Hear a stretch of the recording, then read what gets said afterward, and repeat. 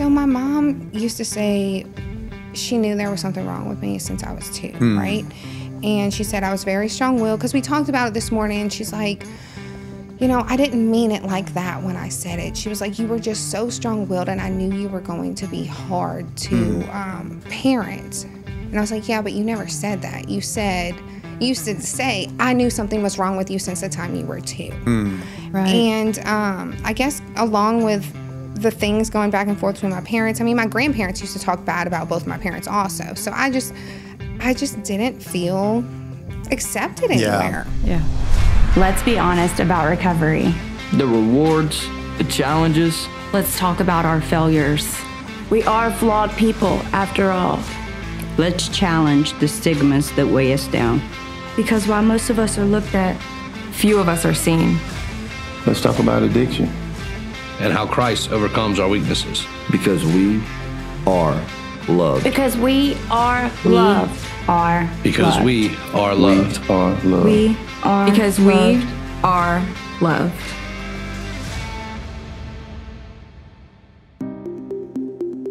I'm Julie, and this is my story. Before I knew Jesus, I felt so unlovable and rejected. I did a lot of different things to try to fill the void. Without him, I don't know where I would be. Most likely homeless, strung out, locked up, or most likely dead. He took my life from being something so hopeless and broken, and then turned it into something so promising and purposeful. Hey everybody, Paul from Jesus Loves Addicts, and as we tend to do, we like to let you know that you're about to embark on another 2-part episode. Hang in there. Hey everybody, welcome back to Jesus Loves Addicts. Once again, we convene to hear another story of redemption and just Jesus's gracious work in our lives. And today we are blessed to have a guest, Miss Julie Schouest. She will correct me if I've mispronounced that name. With my last name, Del Giudice, I know you have to have thick skin around interesting names, but yes. Julie comes to recovery about 2.5 years ago. But prior to that, as we hear so much, she kind of dabbled with some things for a while, starting at age 13 or 14, until she found what really kind of fired this addiction up in 2019. And that's, Julie, when you found meth, correct? Yes. And then really from 2019 to 2023, sounds like your life spiraled. But that kind of brought you to a new place in your life. But as I always say, that's not where it starts. Where does it start for you? I loved your introduction. You talked about rejected. Yeah, kind of feeling kind of almost invisible. You didn't use that word, but so I guess growing up, my family, now they loved me a lot, but they didn't love each other, my mom and my dad, right? So they got divorced whenever I was young. I was in 2nd grade, and I just remember hearing my mom and my dad talk so badly about each other. And like to you? To me and around me, you know? And I don't think they meant to talk to me, but they'd be like, oh, wow, you look just like your dad. Or when you do that, you're just like your mom. As though something was wrong. Right. And to me, it felt like I could never be my full self around either one of them, because I knew deep down I was half of each of them. Yes. So I always felt like I had to hide part of who I was depending on whose house I was at. Boy, we're going to try not to stop you a ton, but what a deep subject already. So mom and dad talking badly about each other, but then on the flip side of that, they're connecting you to it, right? You look just like dad. You just look like mom. So you're not only hearing bad talk about mom and dad, but are you now owning that, well, I must be... If you look just like your dad, 100%. Half of you looks like something's wrong. Right, 100%. So it's almost as if they're saying, you're wrong. You own those flaws. Yes. Oh, wow. Yes. Okay, that's hard. Yes, it was. And then I went to a Catholic school, right? And did you have siblings? I'm so sorry. No, it's okay. I did not have siblings growing up. So I have a sister that's 10 now. Okay. She was born when I was 20. But growing up, I was the only child. Okay. Which probably honestly made it harder. Yes, because you nobody were their understood. Focus. Yeah. You know, there was nobody there that I didn't have to explain it to. They just got it. Yeah. It wasn't easy. Yeah. Yeah. It's not something you necessarily want to explain over and over, right? Right. Yes, that too. And I'm sure you're at that age, you're still figuring it out, right? I mean, you haven't fully figured it out. But sorry, so you said you were going to... I went to Catholic school when I was in elementary school, and my mom was a single mom, right? So we lived in a trailer. I had like Walmart shoes, Walmart book sack, like everybody else. Their parents, my best friends, their parents were doctors, and everybody had money, and I was kind of embarrassed and ashamed of the things that I had. I didn't really like to invite people to my house. I always went to my friends' houses. And so then I felt different there too. Yeah. It was kind of hard to find somewhere where I felt like I fit in. Right. Well, because you were already ashamed. Even if you didn't have a word to put that, like, I'm walking in shame, which means something's wrong with me, and I don't know where I fit. Right. So you're learning to identify with all the wrong things, all that external stuff, right? Yes. Yeah. Yes. It was hard to find a sense of self-worth because like I said earlier, I felt like half of me was wrong everywhere I was. Yeah. I didn't really, and they tried, like they told me that I was smart, and they told me they were proud of me, and they told me that I was pretty, and we did lots of things together. Like I did lots of things with my mom. I did lots of things with my dad. It was just, I don't know if they did a great job at putting what they were going through behind them to think about how it was making me feel. Yeah. I felt like an emotional support for them a lot of times growing up. My dad didn't really have a partner until I was probably 10. My mom didn't really have one until I was about 10 either. So I felt like I had to be strong for them in a sense. Like they would come to me, they would talk to me. And you were their friend, not their child. Yes. Now I don't want to say that they didn't try to discipline me or lead me on the right path. Right. But yes, there was it wasn't like I didn't feel like I could go to them. I felt like I had to be strong for them. You had to protect them. Yes. So in some ways, the roles are reversed. You're doing a little parenting of the parents. Yeah. Right? You're doing what they should have been doing for you. Right. And that's not to bash them. I get that. You're saying there's some good stuff, but that part was their brokenness shining through, right? Yes. Mm-hmm. Yeah. So are you bouncing between the two homes now that they're so? Do you spend some time with dad, some time with mom? Or? So I went to my dad's every other weekend, or it might have been every weekend. I don't really know how often I was there. I do know I was there on the weekends. Now, my dad was, he was trying to go back to college. He was trying to get a better job. We spent time together, but he was always occupied whenever I was over there. So my mom had 5 jobs, I think, when I was growing up. Wow. She was a bus driver. She worked at a nursery. She did weddings. What else did she do? She worked at a restaurant. Like, she did a lot to try to keep us afloat. So I spent a lot of time, I guess, by myself, playing with myself. My mom said she remembers when I was younger, she would try to play with me, and I'd be like, what are you doing in here? Like, can you go away? Because I wanted to play by myself. I didn't know how to play with other people. Right. You were accustomed to that. Might be honestly why it was hard for me to make friends at my first school. Yeah. That was difficult? Yes. So I had 2 friends whenever I was younger, and then I think once I hit 4th grade, I had a group of 3 girls that I hung out with. And then that was really it until I got to middle school and I switched to public school. And then it got easier? It was a lot easier to make friends, yes. I was friends with almost everybody.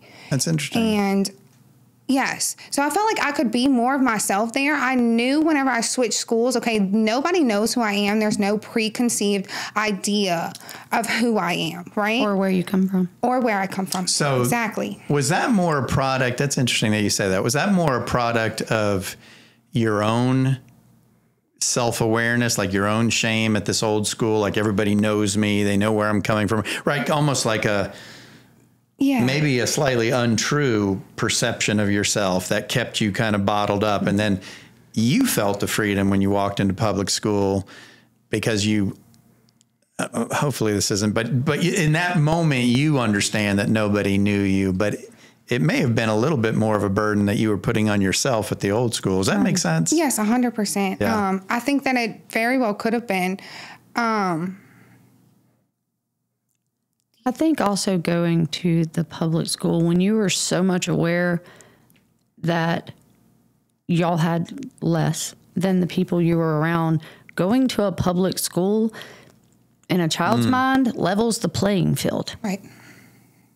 There's going to always be someone that you can tell maybe you have it better than, and there's always going to be someone that has it less than. And that is how a child looks at things. Right. It's like, I'm going to fit here. I'm not going to feel like I stand out so much. Yes. Yeah. But it is interesting, right? Because we've had guests on here that the opposite was true. When they got dropped into a public school from something else, suddenly they felt overwhelmed and unsafe. For you, it felt, I can breathe here. I can find my place here. So it's interesting, the perceptions. Yeah. So what happens? So I'm not going to lie. I did not do very good whenever I went to public school. Now, grade-wise, I did great. But behavior-wise, I did not. I had just moved in with my dad, right? So me and my mom were having a lot of issues. I'd asked, like, hey, can I move in with my dad? And she said she didn't really want me to, but she wasn't going to stop me. I think I was 12 at the time, and I went and lived with my dad. And I felt more free at my dad's house, right? Like, my dad wanted me to kind of explore who I was, get to know myself. He was like, I'm not going to tell you, like, what you can and can't do, but if you start acting out. Yes. You get what I'm saying? Yeah. I'm going to punish you. I'm going to discipline you, but, like, you know what you can and can't do. How old were you? I was 12. Okay. So I went and stayed with my dad, and I felt so much more freedom. Like, my mom was so scared of me messing up my life that I couldn't explore myself, right? So with going from not having a lot of freedom to having possibly a little too much. Probably too much. I just went all out. First time I hung out with people outside of school from public school. We went to a church event, right? And there was probably 10 of us, and I still to this day don't know how we convinced these two sweet old ladies to give us a ride back to my father's house at 9:30 at night after the church event. My dad was not there, and I knew he wasn't there. And I'm like, oh, we can all just continue to hang out, right? So I brought them all to my dad's house. They dropped us off. We had to break in, of course, because I didn't have a key. I wasn't even supposed to be there. I was supposed to be sleeping at my friend's house. And we ended up drinking all his liquor. And is this your introduction to alcohol? No, actually, this is not my introduction to alcohol. I drank alcohol probably when I was 11 for the first time. With friends? Because I was going to say, that sounds like with a lot my of drinking. Stepmother. With who? Your dad's married now. With my stepmother. Remember I said that he didn't get with somebody until I was about 10? Yeah, so with my stepmother was the first time I drank. She offered it to you? Yes. Was she alcoholic or just... She was not an alcoholic. She was young. So she was about 10 years younger than my father. I want to say she was like 19, 20. Oh, so whenever still... they first got together. So she's... Right. Still a kid herself in some She was ways. almost closer to age than you. And I asked her before, like, why did you offer it to me? And her answer to me was, I knew you were going to do it anyway, and I wanted you to be with somebody safe when you learned how to use it. And I get it, and I don't. Yeah. You know? Because she was right. I was going to use it. Like, I knew myself. I had already tried air duster at that point. Like, I was doing my mom's air duster, my dad's air duster. How did you get introduced to doing that's not something you just a dare. Okay. Dare. Like, not a dare, literally the dare program. Like, when they come to school and they tell you, like, these are all the drugs that you can do and these are all the dangerous things. Oh, wow. And I was like, okay, my mom and my dad don't do drugs. My dad drinks. My mom doesn't. But they mentioned air duster, and I should have not even done it because she was talking about how somebody did it and they passed out when they did it and it went down their throat, right? The whole can when they fell and they died.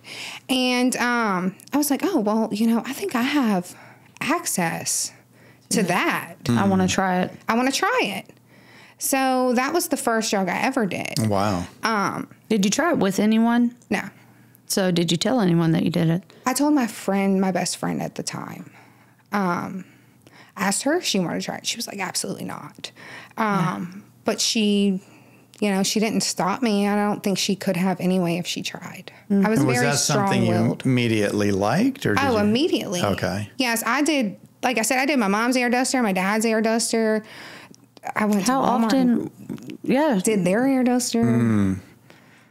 So was there some sort of, and maybe this is an obvious question, but was there some sort of discontentment in your life that because you're trying to feel something? Yeah. I'm just curious, what was the appeal? Like, you're at a DARE program. They're talking about these things that are potentially dangerous. But for you, it was like, I bet I can do it.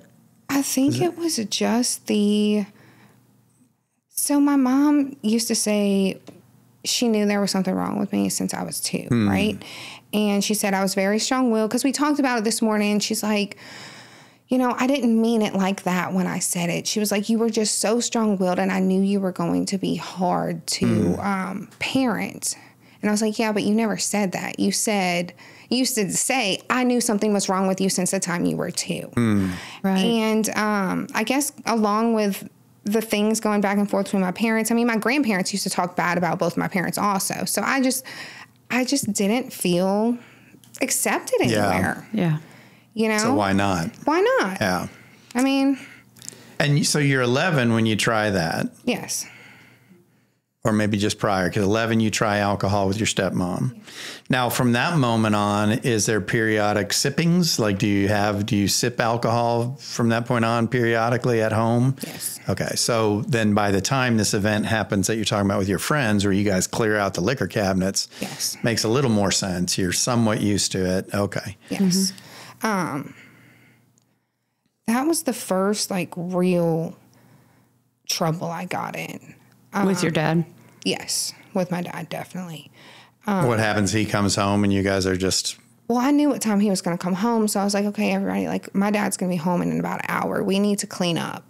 And so we all cleaned everything up. Now, my dad is kind of OCD, cleanliness-wise, right? So he calls me, I don't know, probably 30 minutes after we left, and he said, Julie Nicole, why is there crumbs all over the counter in front of the microwave? And that is how he caught us, right? Because he noticed crumbs. And I was like, what are you talking about? He said, I know somebody's been here. You've been here. What were you doing here? And then he started looking around, and he's like, where's my liquor? Where's my liquor?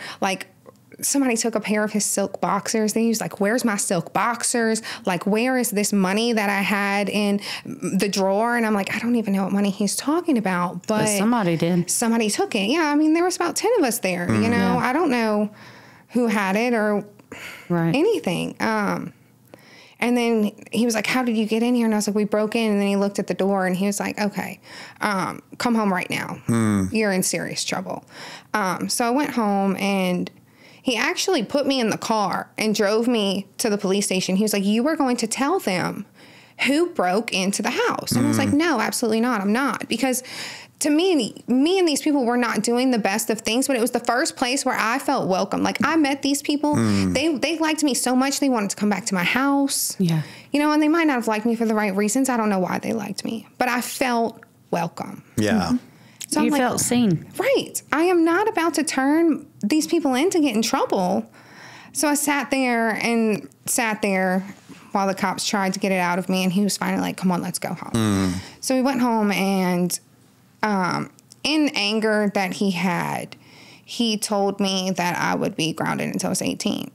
And I'm like, okay, well, if I'm grounded until I'm 18, what worse can it be? Because at 18, I can move out and I can do whatever I want. So I'm just going to do whatever I want now. And I think that's what started me just acting out at school. You said maybe they liked me for the wrong reasons or whatever. And there's probably a mix. But what's sad to me about that is when you said that, I was thinking you're starting to like yourself for all the wrong reasons. Yes. Right? Yes. You're seeing, yeah. So clearly you're not grounded until 18. That's an angry statement. Right. So, okay. So you remain living with your dad? Yes. And what begins to happen? I'm assuming you still poke at the boundaries and course. You were in full-blown rebellion. Yeah. Yes, I was. Yeah. So at school, school was the only place I went because I was grounded, right? So at school, of course, I act out. I started smoking in locker rooms. I started skipping school. I was doing drugs in the bathroom, right? So like some of my friends there. In high school. This was 8th grade. Oh, okay. 8th grade. So some of my friends, they had people that had pain pills, right? Yeah. So I've done pain pills and used to do pain pills in the bathroom. I stole from people there and then would play it off like, oh, I don't know what happened to your stuff. It wasn't me. But I never actually started having a lot of sex too, if we're being honest. Sure. Yeah. That usually comes with the territory. Well, I mean, all no holds barred, as they say at this point. You're diving in to see what the world has to offer. Yes. Right? Is there, well, since we look at it from that way, right? Here's this person, as you said, trying to find yourself. That's the thing that, when you said your dad was going to let you find yourself, probably well-intentioned, but probably not what a 12-year-old is ready for. Right? I mean, they need parenting, not adult advice. Was there any concept at this point, mom or dad's side? Is there a God concept, or is that just foreign territory? So my mom was Mormon and my dad was Catholic, right? So two completely different, I mean, yes, they both believe in Jesus, but two completely different set of this is how we do things. And so it was very confusing to me. Also, about... Well, and they believe differently about Jesus as well. Yeah. Yes. Also, my mom, before I moved in with my dad, she realized that I didn't like church, right? So she started taking me to church as a punishment. So I didn't want...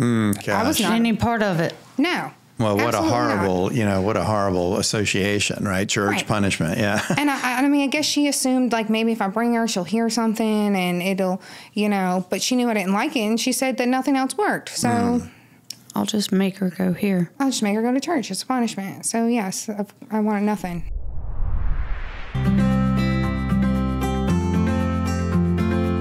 I'd like to take a moment to recognize a major podcast sponsor. Today's episode is brought to you by America's Thrift Stores, your go-to option for decluttering and giving back. If you have a closet bursting at the seams or a garage that's seen better days, we've got the perfect solution for you. That's right. America's Thrift Stores makes it easy to clear out the clutter and make a positive impact in your community.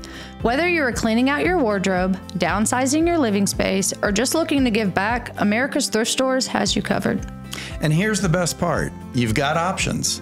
Schedule a hassle-free home pickup, drop off your items at one of their convenient donation sites, or swing by an America's Thrift Store to donate in person. No matter which way you choose, you're making a difference. Absolutely. Every donation you make to America's Thrift Stores directly benefits charities in your area, such as the Home of Grace and other fantastic organizations dedicated to helping those in need. For example, donations made to America's Thrift Stores in southern Mississippi help the Home of Grace provide support and assistance to individuals facing drug and alcohol addiction. Your contributions make a real impact on their mission to provide freedom from addiction through Christ-centered recovery. So not only are you decluttering your life, but you're also helping build a stronger and more supportive community. It's truly a double blessing. So what are you waiting for? Clean out that closet, clear out that garage, and make a positive difference in your community by donating to America's Thrift Stores. Visit America's Thrift Stores online to schedule a home pickup, locate a donation site near you, or get directions to one of their store locations. America's Thrift Stores, where giving back never goes out of style.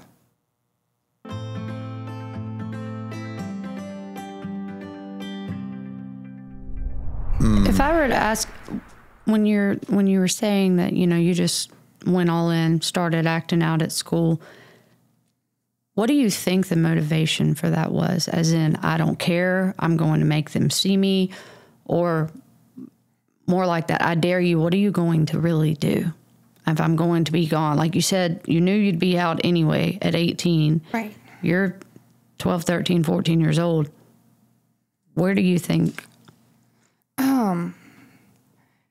maybe, and I've never thought about it until just now, but maybe part of it was when I acted out, my parents came together, right? To try to figure out how they were going to handle me. And then it took the attention off of me feeling like I had to help them with what they had going on. And it put the attention on me. Yeah. Whether it was a negative attention or not. Yeah. They were focusing on me. Yeah. And they came together to do it. Well, and that's a great point and a sad one, right? Sometimes if we're not getting whatever it may be, affection, attention, what we need, then we'll settle for the negative version of that, right? Which sounds like that's what you were doing. Yeah, that makes sense to me. And still heartbreaking to me. I know we've heard this so many times, but to me, to think about that in 8th grade, right? I mean, I know I'm old, but back in my day, it was all over high school. Right. And not even all over, but it was in the high schools and stuff. But to think about how young kids are getting into it now, it's sad. So my heart breaks there. So this is 8th grade. What is I can only imagine the transition to high school must be. So I got expelled from that school a week and a half before the From end. 8th grade? Yes, before the end of the year. They didn't send me to like an alternative school or anything, or they might have. They might have sent me to Plaquemine High for a week. I think they did. But then the next year I had to start at Plaquemine High, right? So I went from this school to a completely different school whenever I started high school. Now, the first school I was at was a hybrid school, okay? So they just opened it. It was just starting out. It was a magnet school. It was for smart kids, they say. So there was a nice mix of people that came from money, people that didn't, right? A lot of people that wanted to do well in school. Okay. And are your grades still rocking? I mean, you said my grades rocked the whole time. All right. Throughout all of this. They never fell. I don't know. I don't know if that makes it better or not, but I cared about school. Yeah. I wanted to do good whenever I got out because my goal was to get out of my home environment and into my own environment. Well, right? you saw that as a ticket then, right? You still saw that. Okay. Look, can I interject a quick question? Yes. What was the behavioral aspect? Because to get kicked out of school, we're not just missing a few days of class and going in late. Are you angry? Are you fighting? Are angry. So angry. I don't think I had gotten into a fight at school yet at that point, but completely disrespectful. Nobody could tell me what to do. I mean, okay. So one thing that comes to mind is like I pulled the fire alarm, right? Just because. Because you could. Just because I could. Yeah. Exactly. And the principal had called me and he's like, Julie, what is going on with this fire alarm? Like, I heard that you pulled it, And I came up with this whole story and I'm like, oh no, somebody pushed me up against the wall. My bracelet caught the fire alarm. And when I yanked my hand down, it just pulled. Like I didn't even do it on purpose. And I didn't get in trouble for it because he believed me. But I think that fueled a lot of it too. He ended up calling my mother and he told me, he said, look, she needs to be a lawyer because I'm telling you, I call her into my office and I ask her what happened. And before she leaves, I'm convinced that the pole in the parking lot did it before she did it, right? Yeah. So there was just so many different events, me flashing out on teachers. Like I hated authority figures at that point in my life. And just so many different little events like that whether I got in trouble for them on paper or not, they, fueled it. And then the last week before I got kicked out, we were all at a play because the only thing I could go to was school activities, right? So they had an after play school. I convinced my dad to let me go. I went and we were all hanging out in the field, not at the play, smoking cigarettes. They were smoking weed, right? So the play lady, she's seen everybody sitting back there. So she called the sheriff's office, actually. She didn't walk out there herself. She called the sheriff's office. So the sheriff's office comes out there while we're there. And he talks to us. He calls the principal. He's like, look, this is what's going on. This is everybody involved. Well, then the principal pulled me in. And he's like, look, they had a 3-strike policy. So if you did 3 things, you got 3 write-ups. You were gone. Which is why I said I should have been kicked out a long time ago. Right. And he was like, look, there's so many people involved in this situation. They drug tested all of us. I passed because I wasn't smoking weed at that point. I was just drinking and popping random pills that I got from other people, right? So he's like, even though you're the only one who did not fail the drug test, you're involved and everybody has to get in trouble and it's your third strike. So you're going to have to go. And I was like, of course, you know, it's fine. You know, and at that point I should have realized, okay, maybe I'm hanging out with the wrong people. But you doubled down on the anger. Yeah. Right? I mean, because that's an angry moment, I'm assuming. Yeah, of course. Like I was the only one who got expelled. And yes, it was because of everything that I had done prior, but I didn't look at it that way. I got in trouble because y'all were smoking weed at the school. I just happened to be there. No, not exactly. But that's how I looked at it. Yeah, I know, because it worked. That's exactly right. So you said maybe I should have realized that I was hanging out with the wrong people. No, and I can say this because I was the same. I was the wrong person they were hanging out with. Right. It was not the other way around. I was the problem. You were the problem, and we didn't care. No. Yeah. No. Okay. And it's interesting, too, that you bring up that you hated authority at that point, right? I jotted that down as you're talking because for anybody who may be listening, right, this is an important concept because you hated authority. But if you're listening to this interview up until this point, you haven't trashed your parents. You haven't said they were abusive, they wasn't being beaten. So I think most people think we arrive at this hatred of authority because the authority was abusive. But it can also be because it's too lax. There's a middle ground you have to reach to make it respectable. Yes, abuse of too strong authority will make you reject authority. But so will too loose boundaries, right? And I think that was what you were getting, right? At least from your dad, right? I'm going to and again, well-intentioned. We're not bashing your dad. But that was, in my humble opinion, a mistake for a young person like that to give too much freedom. Because that also will create a hatred of authority because we don't understand it. There's no understanding of authority. So the minute somebody tries to impose boundaries, it feels invasive, and I'm going to bow up against that, right? Yes, and I think, so remember how I said that my mom was very controlling? Yeah. So I think she had...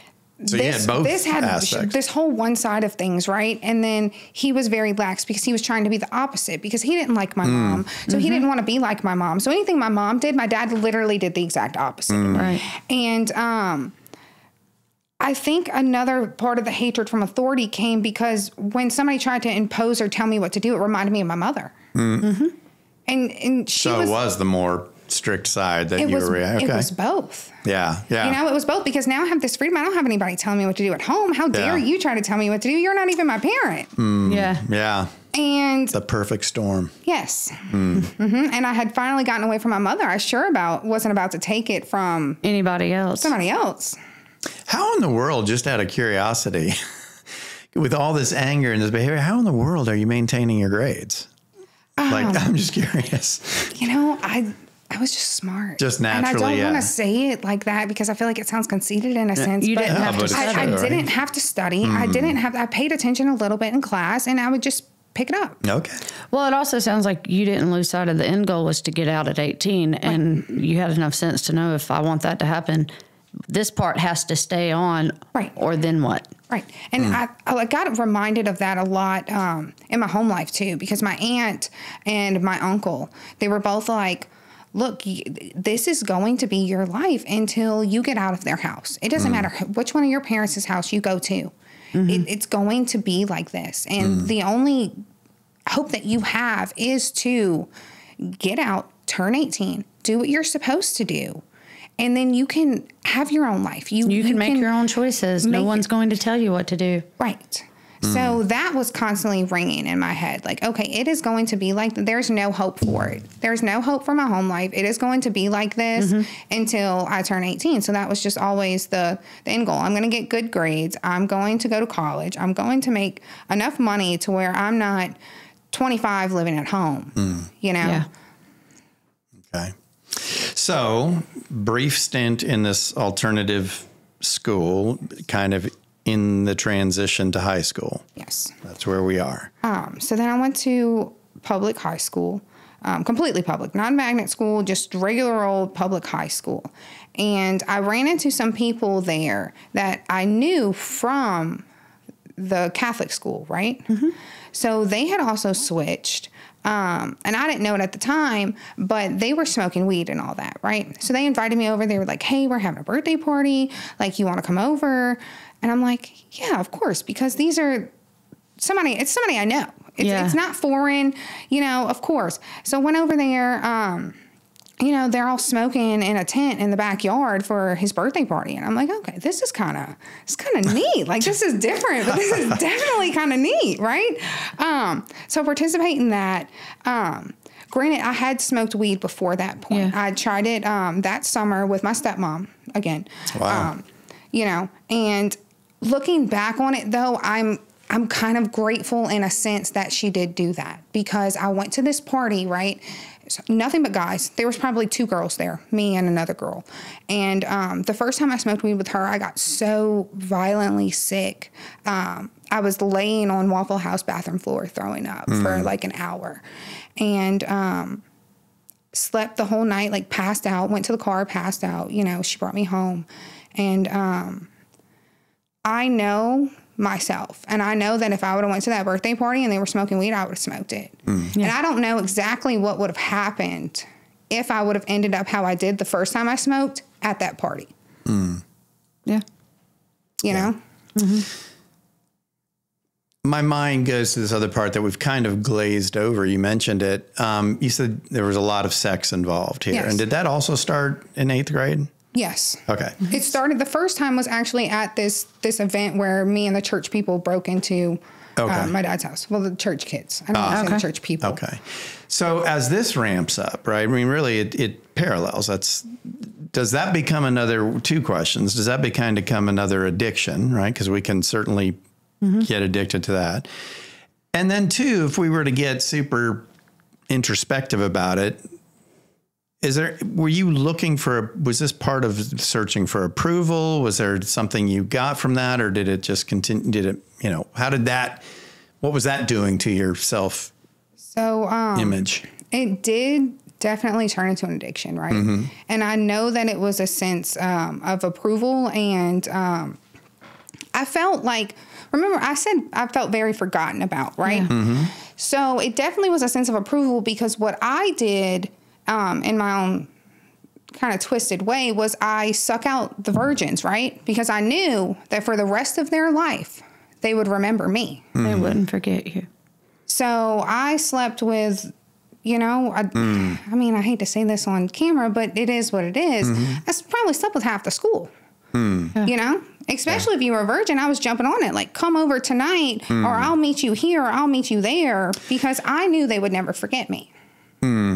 And please don't let me put words in your mouth. I know I say things and the tendency is to say yes, but I don't know. I'm truly asking. So some of it, there's an approval piece, but that piece about targeting virgins, is there any kind of misery loves company aspect to that? Like, was there I'm bringing you down with me, or did you feel like you were doing them a favor? No, I kind of felt like I was doing them a favor in a sense. They wanted to lose their virginity. I mean, they're boys in high school. Yeah.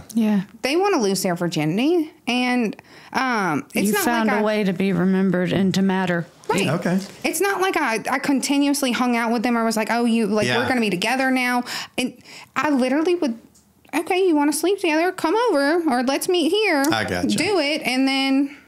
So you were not pretending. This was not like you'd get into a 6 weeks relationship. That you were absolutely content with what you understood to be one night stands. Let's get it. It was just a formality for you. I could be not even attracted to you and find out you were a virgin, and it was come on, because then I knew I would be remembered. Yeah. And I.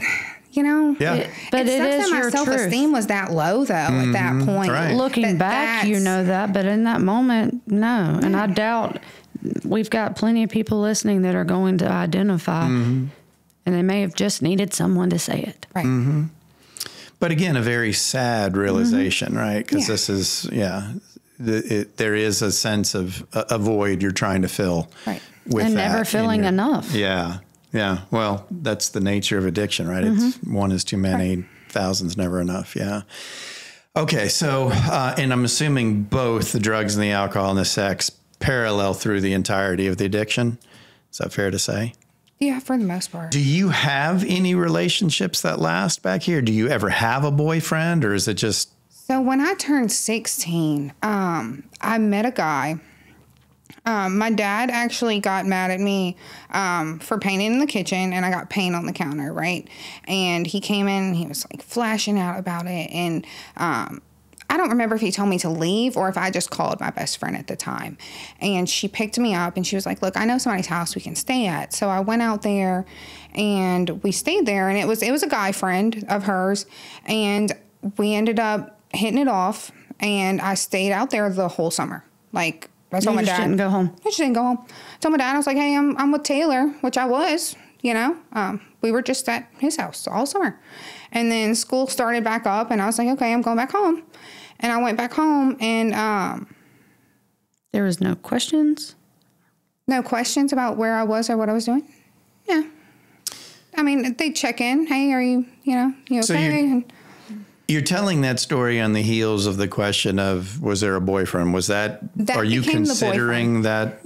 That became the boyfriend after that, right? So I went home, and he messaged me, and he's like, hey, will you be my girlfriend? I'm like, I don't really know. Because to me, it was just like, I'm away from the situation. I just needed you to have somewhere to stay. Like we were drinking and playing beer pong every night and smoking weed, and it's just an extended summer. Exactly. Like vacation. And I'm like, I don't really know. And then that night he calls me and he's like, hey, my dad is kicking me out. I need somewhere to stay. My cousin lives out there, but it was 9:30, 10 o'clock at night. He's like, I can't get in touch with him right now. Do you think I could come stay over? And I was like, no, probably not. And I'm on the phone with him, and my dad's like asking me, he's like, who is that? Like, what's going on? And I was like, he's like, just ask him. Did I want to ask him? No, because I didn't even want to give my dad the chance to be like, yeah, that's fine. You're trying to avoid this guy. Right. And I was like, okay, I'm stuck on the phone. My dad's right there. Like, I'll just ask. Thinking that my dad was going to say no. And my dad was like, how many nights? And I was like, he said just one in the morning, and he's like, that's fine. He's sleeping on the couch. You get what I'm saying? Because he's just trying to be a good person, I guess, at this point. Yeah. Sure. And I'm like, okay, that's fine. And one night turned into a week. And then before I knew it, he was just living in my house. And I was just like, okay, I guess this is what's next. Was he sleeping on the couch? No, he ended up not sleeping on the couch. Did Dad say anything about that? He wasn't happy about it, but... Look, at this point, what could he say? And you were 16? I was 16. It sounds like you kind of stumbled into this thing. I mean, did you ever feel like his girlfriend, or did it just feel like, well, I mean, here he is. This is, I guess this is what we're doing. I guess we're boyfriend and girlfriend. At first, yeah, that's how it felt. But it became something emotional to you? I mean, again, not that it makes it right. 6.5 or 7 years after that. Okay. So he was the first guy who my parents accepted. Like every other person I mentioned that I talked to or would come hang out at the house or anything, they'd be like, I don't really like him, or you shouldn't be hanging out with him, or this, that, or the other. And Taylor was the first one that they didn't. Well, his name was Aaron. Taylor was my best friend. Okay. Yes. He was the first one that he accepted. And I'm like, okay, and they were fine. It didn't matter. I will say this. It didn't matter what I was doing or where I was going. If I was with him, they trusted it. They trusted it. It's interesting. Was that weird to you? Oh, yeah, 100%. But then I latched onto that. And I didn't realize that at the time. I'm like, okay, well, this is just great. It works for me. But, yeah, Did you feel emotionally connected to him during those years? Like if he would have broken up to you with you at year 4, would that have hurt you, or would it have just been, oh, I guess that's over? Like, I'm just trying to get a sense of where you were emotionally there. It's hard to say. Yeah. It's hard to say because I ended up breaking it off at the 6.5 year mark. And if we're being 100% honest, I felt nothing when I did. Yeah, that's what I was wondering. It sounds like everything was just kind of useful. Together, and I'm just like, it wasn't there for you. Yeah. And granted, I mean, ride or die for him, I did. We always had each other's backs. We were never going to throw each other under the bus. And I guess to me, that was what I was looking for in a sense, because growing up, especially, my parents bonded over my problems, and they both loved to talk about my problems and, oh, well, you did this and you're doing this and this. And my mom had good intentions also, right? But she has a big family, and she didn't know what to do with me. So anytime I was going through something or something happened, she would call her family and be like, hey, look, this is what's going on with Julie.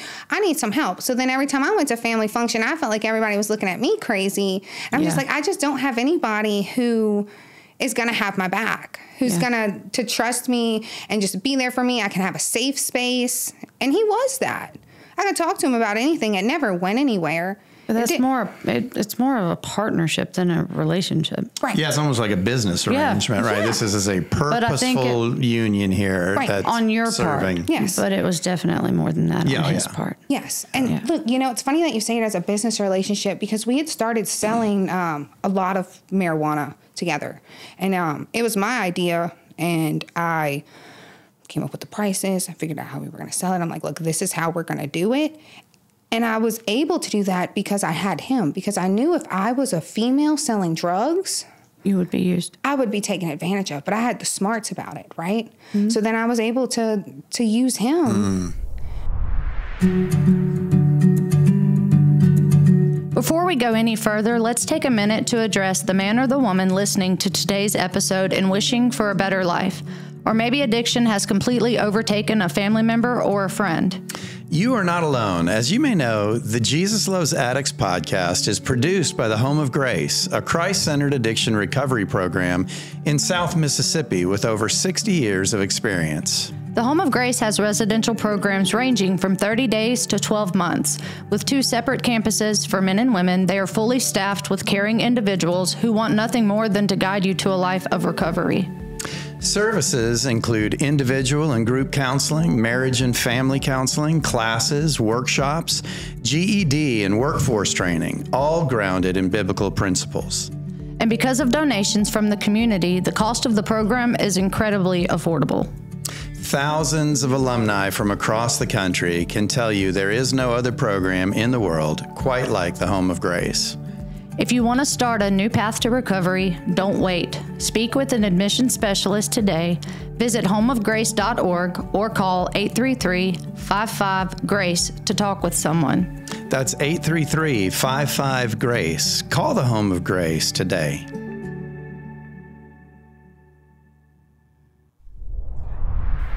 Interesting. Were you during those 6.5 years? Were you loyal to him, or were yes. you were? Okay, so there was still all right. So you have a. It's interesting. I think I said this almost surprisingly, but it's really not. There is a strange code of honor among honor among thieves. They say, right, or something like that. Well, there's these lines that like if you're talking to anyone from outside, like if it's your addicted family member. That addicted family member knows that there's these lines that no matter what, that they will not cross, they have not crossed. But the family member's like, no, there's nothing that, and then we're offended because you don't understand that there is this moral code. I wouldn't have done that. Yes, I do this, and this, but I would never have done that. And then that's that hill we're going to die on. Like, how dare you? But yeah, you wouldn't have betrayed that. It was a partnership, a relationship. That was as much of a relationship as you could have. I just think part of that comes from you really never had a sense of self because you always had to be someone different. And at some point you lost even who you used to be. Right. Well, it kind of speaks to trying to mend ourselves from the external, right? Yeah. When you try to mend yourself from the external, there's no internal connection, right? So it makes sense to me that this was just a purposeful union here, even though you manage some sort of moral guideline in it, right? Being not God's morals, but this set of standards was existent there. But the external will never kind of heal the internal, right? As much as we try. And so, we do try. Yeah. So that relationship takes you all the way through high school. Yeah, all the way through high school, all the way through community college. Okay. So you graduate high school. Yes. go on to community college. What are you doing there? I'm trying to get my paralegal degree because I fully dove into the fact that this principal said that I should be a lawyer, right? So I'm like, okay, I'm going to go and be a criminal defense attorney. Like, I'm going to help people who screw up get away from the authority that's trying to screw them over, because I didn't like authority and I liked to do whatever I wanted. And I'm like, this is the perfect job for me. So that's what I was going to do. And so I got my paralegal degree. And are you just using constantly through community college? Is there any moments of sobriety here? Are you using? There's never moments of sobriety. Now, hard drugs, no, I was not using. Smoking and drinking? Smoking and drinking. Smoking a lot of weed, drinking a lot. Okay. But at this point, you had not found that one thing that filled it. Right. I mean, like I said before, I dabbled with pills or other things like that, but I never did like cocaine or meth or heroin or anything of that nature. Like that I would honestly tell people that I was growing up with, because I hung out with the rougher crowd, right? So I tell people, I'd be like, why are you doing those drugs? Like that's so stupid. Like, you're going to ruin your life. And I just wanted to hit some of these people in the head that I was friends with and be like, cut it out. Just smoke pot. Just smoke pot, drink alcohol. It's fine. You know, like, why are you doing this to yourself? And I wanted to help them so bad because I could see how they were going. But you couldn't see how you were going. I couldn't see where I was going. You know, it's kind of funny. I talked to somebody before and I said, I think that's part of the reason why God kind of took me the path that he did, because I don't think that you can really help somebody with something fully that you haven't experienced yourself. Agreed. And that hunger for, like, why are you doing this to yourself? You're such a great person. Like, leave the drugs alone. Looking at how I tried to treat my friends back then that were doing it to help them, and after experiencing it and seeing what I do now to try to help people, it's two completely different things. You know? Which I want to get to that part of your story. So you get out of community college at what age? See, it took me 3 years. So I was 21. So about what year? Is this about when you get introduced to meth? Not yet? Not yet. I think I was 2020. No, it was 20. Graduate in 2013. It's 2016 when I graduated. Okay. And 2019 is when you hit the. Yes. Okay. So take us. How does that get bridged? So I was still with the first guy, right? Go to LSU, doing all that. Those 3 years, I believe he got introduced to hard drugs. Now, talking about Aaron? Yes. Okay. He will never admit it. I will never know. But I've heard through the grapevine after we broke up, right, that he was. So he started acting different. He started acting very different. You know what? During that time, we developed a horrible mojo addiction. Synthetic marijuana, right? Spice. Yes. So we were hooked on that for probably a year and a half together. And you were able to accomplish anything? Yeah. So I was still working. I was still going, but I couldn't live without it. Like, I would wake up at 2 o'clock in the morning. It didn't matter what time it was. We were going to drive to the store and we were going to get it. I mean, I stole, I lied to people. I snuck around and found whatever I could to sell or pawn or, I mean, anything to get it at this point. And just one day I woke up and I'm like, what are you doing? I looked at him. I'm like, we're addicts. And he's like, what? I'm like, we're addicted to this stuff. I said, we can't do anything without it. And he was like, you know what? You're right. I'm like, we're going to quit. I said, we're going to quit this stuff. Like, it's done. I don't know how we did it. Looking back on it, it was miserable. I know I cried for like weeks on end because I'm like, I just want it. But you did it on your own? But I did it completely on my own. Pretty amazing, yeah. Yes. But I think after that, he got hooked on harder drugs. But didn't tell you? Didn't tell me. No, because he started acting different, right? So then I found out he would, like, take my car while I was at work because we shared a car. And I heard through, like, grapevines, like, one of my friends even tried to tell me, she's like, hey, I found his phone. Like, he's talking to this girl. And, like, I asked him about it, and he's like, no, absolutely not. And we had, like, an honor code the whole time that we were together younger, right? So I believed anything that came out of his mouth. So I didn't realize, to me, because you wouldn't have done it, that he's lying, because exactly, I wouldn't have done it. And so I'm like, okay, she's just jealous that I've been with this guy for so long, you know? Brushed that off, but he started, like, cheating and acting very different the next 2 years or so. And finally, one day I was just like, you know what, I never really wanted this. I stayed in it because it was comfortable, and I felt accepted from my family. I finally felt acceptance from my family for it. because they liked him. Right. So I was like, you know what, I'm done. So I broke up with him 2018, towards the end of 2018. And I started hanging out with different people, trying to get away from our crowd, right? Because we'd been together for 6 years or 7 years. So you'll have all the same friends. All the same friends. So I'm like, okay, let me branch out and start meeting new people. So this guy from high school that I knew had messaged me one day and was like, hey, you know, what are you doing tonight? And I was like, nothing. You know, what are you doing? He's like, oh, you want to get together and drink? Like, and I was like, yeah. And I liked the guy as, like, a friend, but I didn't really like him in any other sense, right? So I was like, do you have somebody else's house that we can go drink at? Because I didn't want to be just at his house drinking with him. So he's like, yeah, of course. Let me call my friend Will. And I'm like, okay. So we went to Will's house, and me and Will ended up hitting it off. So I went from one relationship, right, that I didn't really want to be in, but I was there, and to another relationship where I'm like, this guy is great. Now, y'all, he lived in Bayou Pigeon in a houseboat that was falling apart. It was on a lane. Like, there was rats. But I liked him as a guy, right? What did you like about him? What did I like about it? He seemed dangerous. There you go. Okay. I was like, I've got it.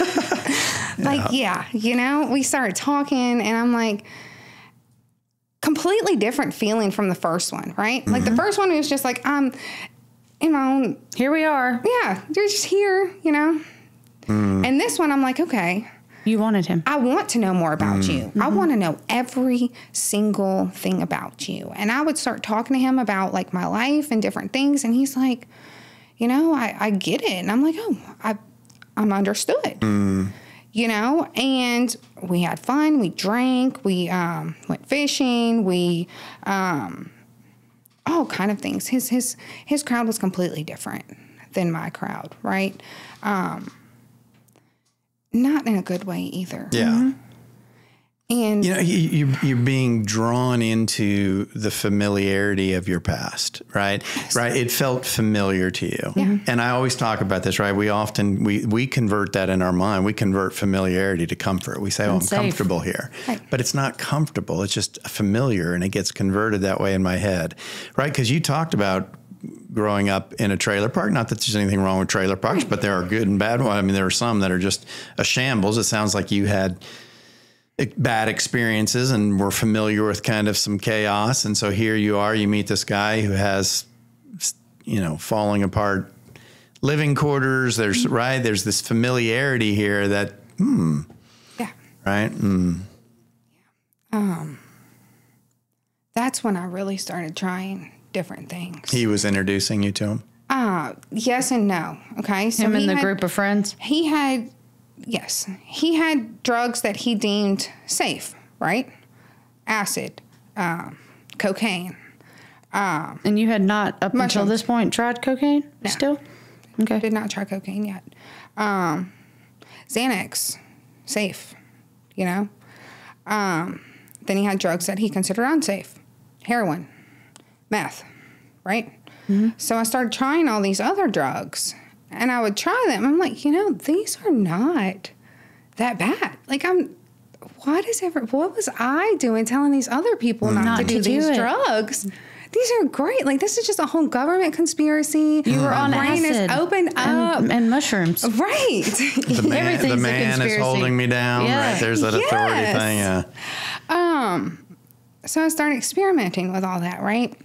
He had come home one day high on meth. He's like, I didn't really want to do it. It was around, you know. I just slipped and fell into it. I said, why didn't you come get me? Like, I was legitimately mad that he didn't come get me. He tried something without you. You did something without me. And so not why did you not come get me to help you not do it, but why didn't you come with me so I could share in the experience? Yes. Okay. Yes, because I was trying all these new things and they were all, I gotcha. in my mind, wonderful. Well, and also because the one time that you fully accepted and recognized that you were addicted and hooked on something, you were able to stop. Right. And so it didn't cross your mind that you couldn't handle something. Exactly. And he's like, no, he's like, you don't understand. Like, you are never doing this. You are never going to touch this drug. And he told you what to do. And there's the challenge, right, for you now. Is Yeah. She's like, I feel like he said, dare you. 100%. So the first time I tried meth, it was with him, but it was with one of his friends. So what I did was one of his friends came over that I knew used meth, and I'm like, look, Will won't let me try this. I want to try this. And he's like, okay, well, here, I'll help you. The only way that we can kind of like trick him into getting you to try it, right? And I'm like, okay, well, how are we going to do that? And he's like, well, you give me $10, I'll put in $10, and then I'll come back with the bag. I'll just show up at the house and I'll tell him. I'll be like, well, she bought, like, this is hers. You get what I'm saying? So I'm like, not much of a trick, but yeah. Right. Yeah. I'm like, okay, great. So he did that and he showed up and he's like, hey, you know, I got some meth. Y'all want to try? Y'all want to do some? And Will's like, absolutely not. Like, we are not. And he's like, I said, well, I do. And I said, and I paid for some of that. And he was like, he looked at me so crazy. He's like, you paid? Like, what? And then he just sat there like, mad. So mad because. Mad or scared for you? I think both. But I think it showed up as anger, right? Yeah. Fear. So of course, he's not going to say no to it, right? Because I didn't realize it at the time, but he had an issue. He had been doing drugs most of his life, since he was young, hard drugs. And he recognized the pull of this one. Right. He knew the pull of it. And he did it, and I did it, and his friend did it, and I loved it. Like, before the guy left, I'm like, can we do more? And he's like, Will's like, you're not doing more. And I'm like, yes, I am. I'm doing more because I don't know when I'm going to see it again, you know, and I'm going to do it. So I did it. And at that point, it was a social thing, right? He was really there to hold me accountable because I couldn't be left to my own devices. And I didn't really realize that. But they did. But I couldn't. And with him being there and him not wanting me to be on it so hard, he made sure we avoided places where it was. But I would do it socially. If we just happened to be in the same area as somebody that was doing it, he would do it, I would do it. And then I started to get mad at him, right? Because we would do it, and about an hour or so into doing it, he'd be like, just go on a tangent for an hour and a half about how horrible of a drug this is, how, like, it ruins everybody's life, like this. And I'm like, can you just shut up? Like, you're ruining my high. Yeah. You know? We ended up moving away from Pigeon. So I lived with him in Pigeon during this whole time. We ended up moving to my house in Baton Rouge, which was good. We were away from a lot of the drugs. A lot of people in Bayou Pigeon were using, you know, so it was everywhere. Did you intentionally move away to get away from that, or it just was a necessary move? I think, so if we're being honest, we were both firecrackers, right? So I got in trouble at a bar. He got in trouble at a bar out there, the only bar out there. We flashed out multiple times at his house on each other or other people. We kind of just, there was nothing there for us at the time. Everyone was kind of like, I don't even want them to be around. Like, it's always something with them. It's always a problem, right? So we were like, okay. We'll leave. So we left, and we went to my house. And now a lot of our friends still talk to us and would come out there, but it wasn't like we were around them or it all the time, right? I don't know. I guess I really, really liked him because he helped me to see things about myself that I never noticed from an outsider's perspective, right? Like what? How much control and approval I sucked from my parents. Mm-hmm. He's like, you don't even know who you are. Like, you do these things and you do so much just for them to pat you on the back, you know? And the second you mess up, it's right back to where it was before. Right. Nothing you do is ever good. Now, he's like, you graduated college and they're still like, you know, like, yeah. I'm like, okay, you're right. So I quit living for their approval and holding on to it, right? Because I didn't have this guy anymore that automatically gave me their approval. So then I was again seeking their approval like I was before. Yeah. And it was harder to get. You know, they didn't understand why I left this guy. They didn't understand why I wasn't with him anymore. And I think that's another reason why I like to stay in Pigeon, because Pigeon had no cell service. So nobody could call me and check on me. I had a good reason to be like, when my mom would call, if my mom called and I didn't answer, she'd start freaking out about me, right? Mm-hmm. So when I was out there, I'd be like, hey, I'm in Pigeon. I'm just letting you know I don't have cell service. You probably won't hear from me. She wasn't very happy about it, but I would stay out there for weeks on end, knowing that they couldn't get in touch with you. They couldn't get in touch with me. They didn't know where I was. I was an adult at that point. It really didn't matter. You didn't have to know. You where were I an was. adult, but you still wanted their approval and them to be there. Yeah. You know, but he was like, they're probably never going to accept you how you are. Like, you are chasing after something that I don't know if you're going to get. And I was like, you know what? I think you're right. So then I just kind of started to do what you really wanted to do. What I really wanted to do. Well, part of the issue there is that even if you were to get, quote unquote, what you were looking for from them, you wouldn't have recognized it because you weren't able to give it to yourself. Right. So it would never have felt like it landed.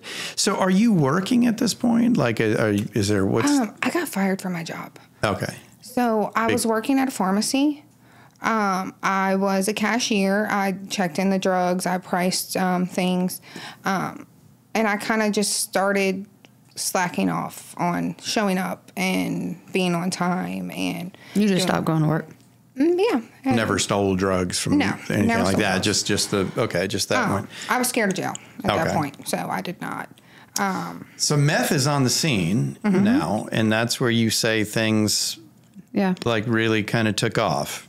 Yeah, I know. So I used a whole bunch of different things and I did the meth, but the meth was a social thing, right? He didn't buy meth. I didn't know where to get meth. I had to go through one of his friends to even get meth. Yeah. So I only used meth whenever people were around. But the drinking and the experimenting and the Xanax bars and the acid, all the things that he was okay with, full-fledged.